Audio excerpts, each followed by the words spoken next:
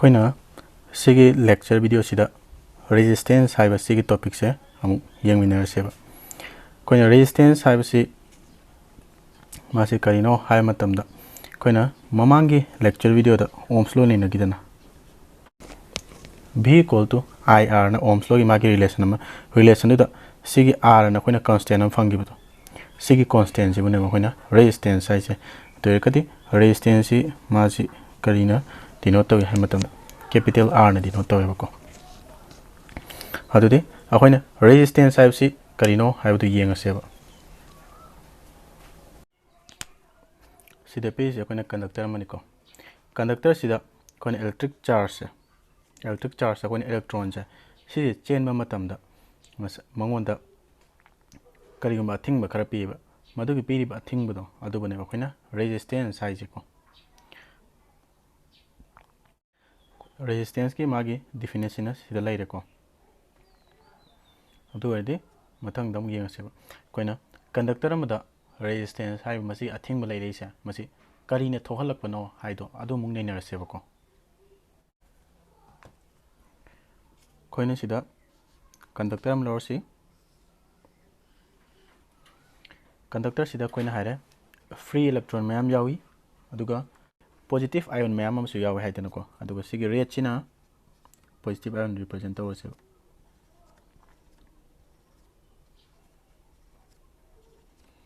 aduga sigi green china electron represent tawse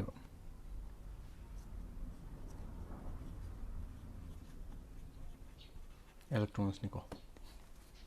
aduga sigi red china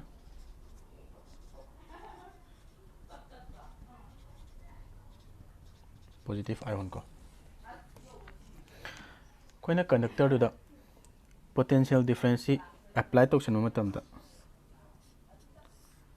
potential difference apply to sanu matamda masagi magi electric charge mayam do direction am da chelakani haiko direct masagi sigi electric charge mayam se sina chelakpa matamda sigi electron mayam jigana sigi electron sing siga adi positive ion sing siga moje koi collision thengaina ba thoeba ko natragana electron sing siga electron mo electron machine je thengaina ba thoe ko masi thengaina ba sida magi hanagi magi khongjel do audana athingba pireba tapthare eba masigi athingba sina maram oir kanda koina ngasagi electric charge mayam se chelakpada apan ma piba ko masi bo koina kari kawi hai matam resistance haibane adu etardi koina resistance haibasi kamai tawtana thoklei haibase koina bhab tare ko adu oiragadi magi resistance ke su magi su SI unit leba koigi atopa topa keno mana physical quantity current adagi potential difference moina keno leba dumaina moigi su SI unit leba dumaina magi resistance ke su SI unit leba ko magi su SI unit chi kari kawi haimatunda ohm kaweba ko aduga magi ohm haibasi karina represent tawi haimatuda koi Greek ki alphabet omega haise sina represent taweba adu erakati akoina 1 ohm haibasi kadai bu kauge haibado adu mugi yanga seba ko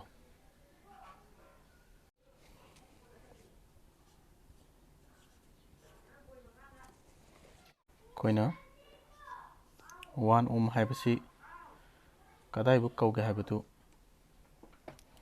yanga si conductor ma leira conductor sida potential difference 1 volt pisalaba conductor sida potential difference 1 volt pisan matamda ngasagi sigi kano sida conductor sida chelaiba current se amount of current se 1 ampere oiraba adu oirakadi current si 1 ampere chelakpana maram oirakanda sigi conductor sida lairi resistance to amount of resistance to madugi athing madu akoina kyano hai matamda 1 ohm haiba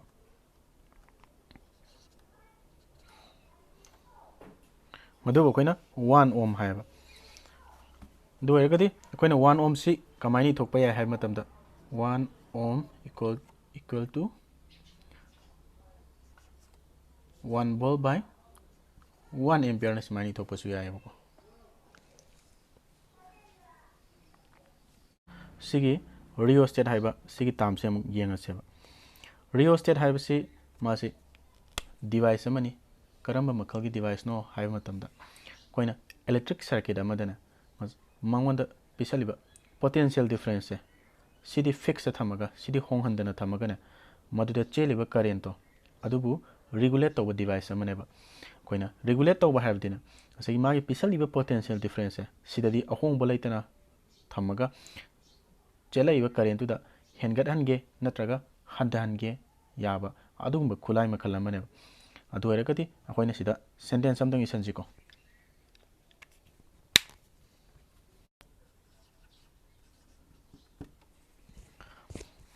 sida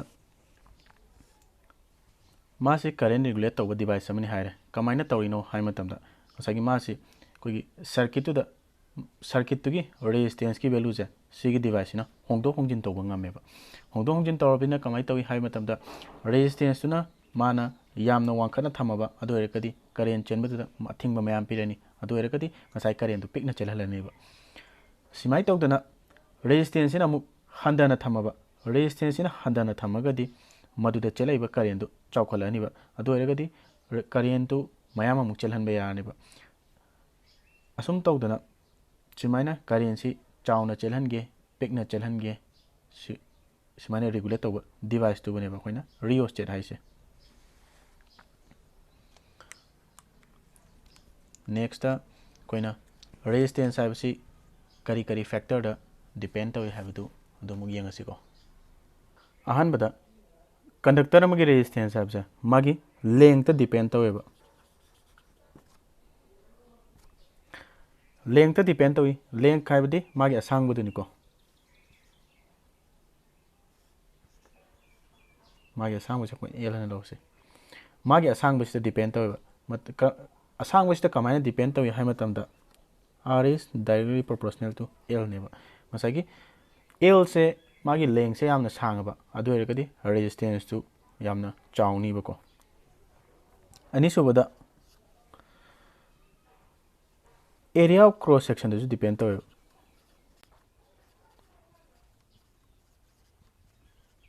Koyna सिगे area of cross section हाइबसे सिजे अमु करिनो सिगी तामसे करिनो हाइबदमते येंगसेबा हेना momo तानबगिदमक्तको Koyna सिजे where अमनि खलो सिजे where अमनि खलो वेयर सिता कोइना सिमाइन तुवत कखतपा मतमदा तुवत कक्को मतमदा वेयर दुगी मागी सि कक्खिबगिदुदा कोइना सर्कुलर ओइबा एरिया अम लेबा लेट्रा मसिगी सर्कुलर ओइबा मसिगी एरिया से मसिबुने कोइना एरिया ऑफ क्रॉस सेक्शन हाइसे सिगी एरिया ऑफ क्रॉस सेक्शन सिदसु मागी रेजिस्टेंस हाइबसे डिपेंड तौयबा कमाइना डिपेंड तौई हाइ मतमदा सिगी एरिया दुनिको कमाइना डिपेंड तौई हाइ मतमदा r is inversely proportional to a सिना एरिया ऑफ क्रॉस सेक्शन दुनिको सिगी रिलेशन जिना हाइनिंग जे करिनो करी हाइबनो हाइबा मतमदा ngसागी कंडक्टर सिगी मागी एरिया ऑफ क्रॉस सेक्शन जे चौखलाबा रेजिस्टेंस तो हंदरकनिबा अदुगा एरिया ऑफ क्रॉस सेक्शन जिना पिक्थराबा रेजिस्टेंस तो हंगलकनी है हेंगलकनी हाइबनेबा कोइना मसी अमना हेंकलकपा मतमदा अमना हंदरकनी हाइबनेबको अहुम सुबदा करिदे डिपेंड तौई हाइबदा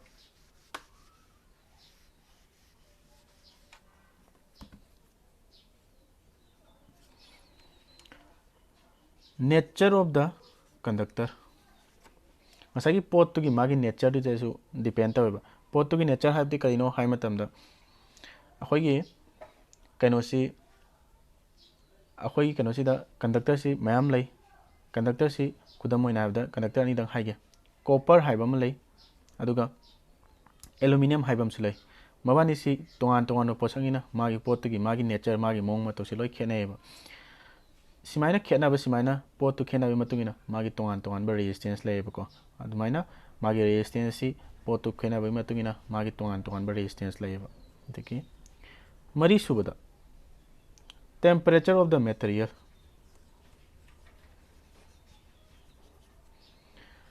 टेम्परेचर ऑफ द मटेरियल मसागी पोट तुगिने मागी टेम्परेचर दसु डिपेंड तौवेबको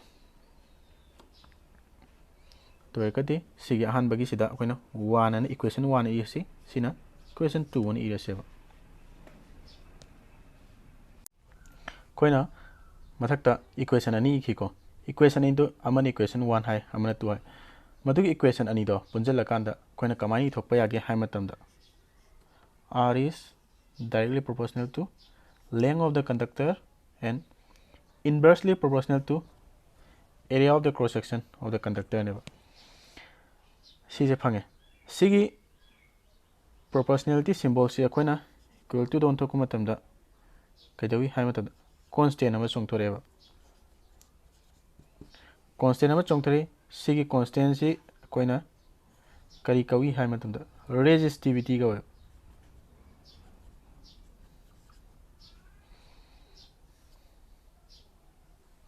सीगे सिदा पीरी बसिना माना रेजिस्टेंस के फॉर्मूला निको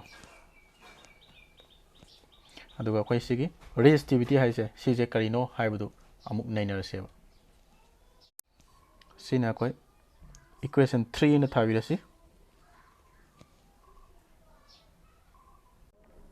कोइना इलेक्ट्रिकल रेजिस्टिविटी हाइबा सीगी तामसे मु येंगसेबा इलेक्ट्रिकल रेजिस्टिविटी हाइबसे करिनो हाइबा मतमदा मासे रेजिस्टिविटी सु कथा है को और इलेक्ट्रिकल रेजिस्टिविटी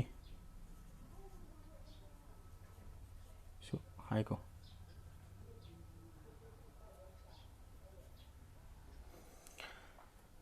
सीगी तामसिना हाइनिंगे सीगी तामसिना हाइसे करिनो हाइ मतमदा कोई करिगुमा कंडक्टर अमदा मागी लेंगसिना यूनिट लेंग ओइरबा अदु मागी एरिया सिना area of cross section जिना unit area of cross section ओइरबा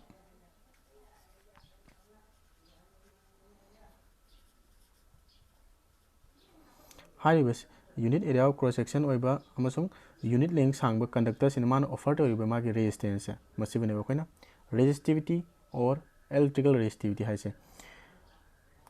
अमकसो हनाइगे unit length सांगबा अमसुंग unit area of cross section लाइबा कंडक्टर अमना मान ऑफर तोइबा रेजिस्टेंस तो मधुबने बखैना इलेक्ट्रिकल रेजिस्टिविटी और रेजिस्टिविटी हाइसे मसिगे हाइबा रेजिस्टिविटी से मसि करी करी फैक्टर्स ता डिपेंड तोइ हाइबदो अदोमु येंगमिनरसेबको अहानबदा नेचर ऑफ द मटेरियल सही कंडक्टर दो अदुगी पोसक तुगी मागी नेचर दो मासे डिपेंड तवेबको अहानबदा अनि सुबदा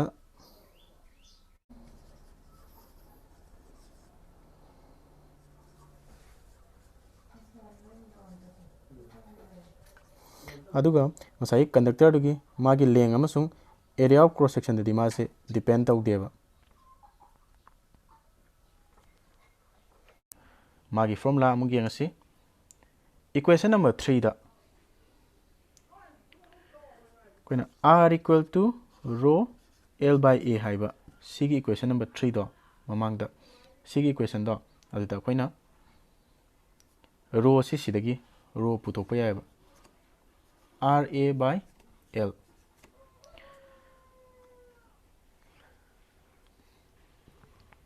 अदु ओइरकदी कोइना सिदा मागी रो की फॉर्मूला से खांगेको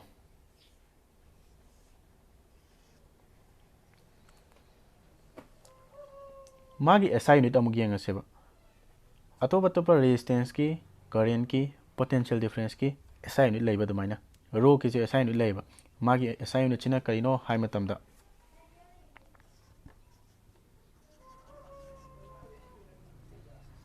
ओम्स मीटर ओयेबको ओम्स मीटर ओयेबा कोइना करिगुम एग्जाम दा सिगी ओम्स मीटर हाइसे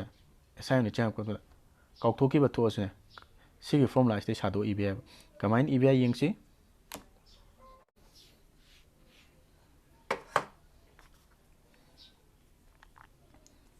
रो से दम थंबिरो कैसु काइदे आर गे एसआई यूनिट अखोइना क्या ओय ओम्स ओइको एरिया के एसआई यूनिट कोइना मीटर स्क्वायर ओइको लेंथ के एसआई यूनिट मीटर ओयबा तो एरकति सिगी मथक सिदा मीटर स्क्वायर नि सिदा मीटर नि दुगति सिगी कनो जिके मीटर मा कक्ता नगरने कै लेम हो है मतमदा ओम्स मीटर लेम होरेबा दोरकदी resistivity हाइबसी कंडक्टर गिना रेंज कदाई दिगिना कदाई बुक लई अदुगा कनो गिना इंसुलेटर गिना कदाई दिगिना कदाई बुक लई अदुगा एलोय गिना कदाई दिगिना कदाई बुक लई हाइबदो कोई येंगसेबा सिदा कोइना कनो तौसे resistivity si कोइना substance करगी येंगसेबा आहान मदे येंगसे metals and alloy metals अमसुंग alloy गिदि मागी resistivity की value si range से क्या दगिना क्या बुक लई हाइबा मतमदा 10 to the power minus 8 to 10 to the power minus 6 ohms meter लेबा मागी range से सिदगिना सी बुक लईबा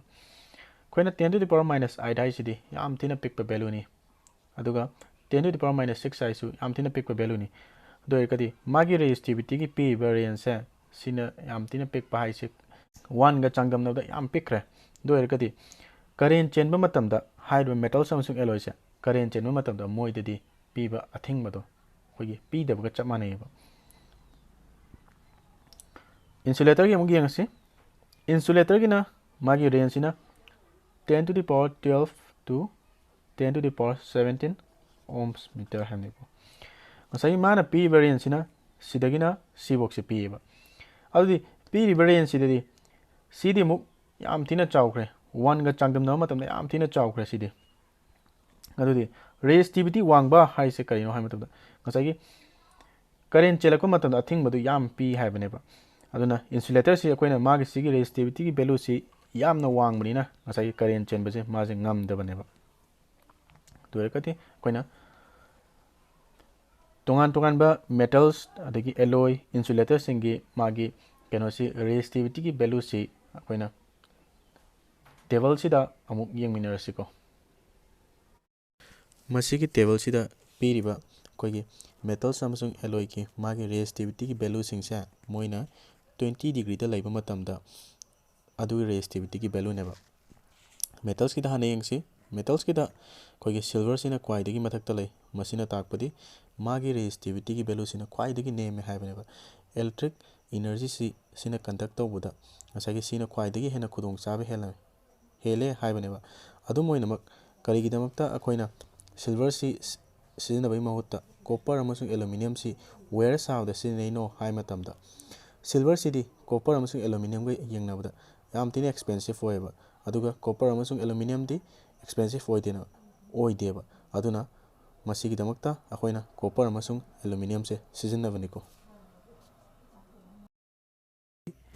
इंसुलेटर की येंगसिको इंसुलेटर की मसीदा पीरिबसी खोगी मागी रेंज से 10 to the power 10 दगिना 10 to the power 14 हाइबो 14 फाउनेबा मसीदे अखोइ मेटल अमसुंग एलोय गा येंगबदी यामना चावख्रेगो माइ रेजिस्टिविटी की वैल्यू से अदुना मसीना मरम ओरकांदा इलेक्ट्रिक एनर्जी से कंडक्ट तौबो ngamdabनेबा ओमिक सब्सटेंस अमसुंग नॉन ओमिक सब्सटेंस हाइबा सिगी तामनी से अमुक येंगसेबा ओमिक सब्सटेंस हाइबती करिनो हाइ मतमदा अखोइना ओम्स लॉ अप्लाई तौबा याबा अदुगुंबा कनो खैदो अदुगुंबा मटेरियल खैदो मदु अखोइना करि कवि हाइ मतमदा ओमिक सब्सटेंस कवेबा अदुदि अखोइना ओम्स लॉ सि करि करि दे अप्लाई तौबा याय हाइ मतमदा अखोइना कंडक्टर की एल्यूमिनियम सु याय कॉपर सु याय को सिजे मासे एग्जांपल एनी से पिलमस नेक्स्ट अमुक नॉन ओमिक सब्सटेंस ना करिनो हाइ मतमदा ओम्स लॉ अप्लाई तौबा यादबा अदुगुंबा कनो मटेरियल खैदो मदु अखोइना करि कवि नॉन ओमिक सब्सटेंस कवेबा मागी एग्जांपल येंगसिको मागी एग्जांपल से कैकैनो हाइ मतमदा अखोइना सेमीकंडक्टर्स